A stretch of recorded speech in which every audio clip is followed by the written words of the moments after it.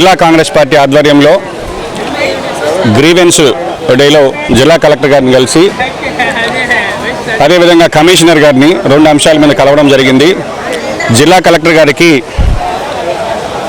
యొక్క ప్రభుత్వ పాఠశాలల్లో వసతులు లేవని, అదేవిధంగా ప్రైవేటు పాఠశాలల్లో ఫీజులు లక్షల రూపాయలు వసూలు చేస్తున్నారు, ఎక్కడా కూడా అర్హత కలిగిన టీచర్ లేరు, ఇంటర్నేషనల్ స్కూల్స్ అని పేరు పెట్టుకొని ఇంటర్మీడియట్ పాస్ కాని వాళ్ళను కూడా ఆ పాఠశాలలో సిబ్బందిగా నియమించున్నారు.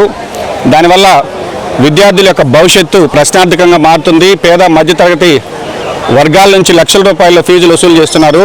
ఇప్పటికీ ఫీజులకు సంబంధించినటువంటి ఫీజుల కమిటీలు, అంటే ప్రైమరీ స్కూల్స్లో అయితే డిప్యూటీ డిఓ ఎంఈఓలను పెట్టి ఫీజులకు సంబంధించినటువంటి ఫీజుల నియంత్రణ కమిటీ లేదు. అదేవిధంగా ఎక్కడా కూడా టీచర్లకు సంబంధించినటువంటి జీతాలు వాళ్ళ బ్యాంక్ అకౌంట్లో వేసేటటువంటి స్టేట్మెంట్లు అడిగాం. అదేవిధంగా టీచర్ల యొక్క క్వాలిఫికేషన్స్, వాళ్ళ పేరు, క్వాలిఫికేషను, దానికి సంబంధించినటువంటి సర్టిఫికేటు, వాళ్ళకి మీరు జీతం ఎంత వేస్తున్నారో ఆర్టీఐ కింద కూడా కలెక్టర్ గారిని కోరడం జరిగింది. అదేవిధంగా నెల్లూరు నగరానికి సంబంధించి కొన్ని స్కూల్స్కి ఏమో ఇంటర్నేషనల్ స్కూల్ అని ఉంటే కేవీఆర్ పెట్రోల్ బంక్ దగ్గర ఆ పదం తీయించేసి జీవీకే స్కూల్ అని పెట్టారు. కానీ ఇంకా కొన్ని స్కూల్స్లో ఇంటర్నేషనల్ స్కూల్స్ అని కంటిన్యూ అవుతున్నారు. మేము జిల్లా విద్యాశాఖ అధికారిని ప్రశ్నించడం జరిగింది. కొన్ని స్కూల్స్కి పేర్లు తీసేయడం ఎందుకు, కొన్ని స్కూల్కి పేర్లు కంటిన్యూ చేయడం ఎందుకు?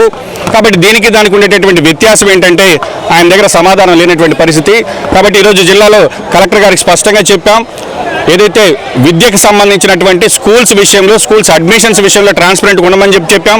ఎక్కడా కూడా ఆట స్థలాలు లేవు, దానికి సంబంధించిన ఏదైనా ఫైర్ యాక్సిడెంట్ అయితే ఫైర్ సేఫ్టీ లేదు.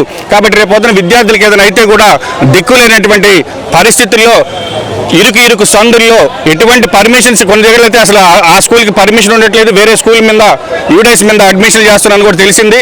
కాబట్టి విద్యకు సంబంధించినటువంటి ఏదైతే ప్రాథమిక హక్కుగా ఉండేటటువంటి విద్య విషయంలో కూడా ఈ జిల్లాలో మరీ ముఖ్యంగా నెల్లూరు నగరంలో ఈ విధంగా జరగడం అనేది చాలా దారుణం. కాబట్టి కలెక్టర్ గారికి స్పష్టంగా చెప్పాము. మేము ఆర్టీఐ కింద కూడా ఇన్ఫర్మేషన్ కోరాం. మాకు ఒకవేళ ఆర్టీఐ కింద కనుక ఇన్ఫర్మేషన్ రాకపోతే కాంగ్రెస్ పార్టీ విద్యా అనుబంధ సంస్థ ఎన్ఎస్యూ ఆధ్వర్యంలో త్వరలో కూడా ప్రతి స్కూల్ దగ్గరికి వెళ్ళి మేమే మాట్లాడడం జరుగుతుందని చెప్పి తెలియజేస్తున్నాం.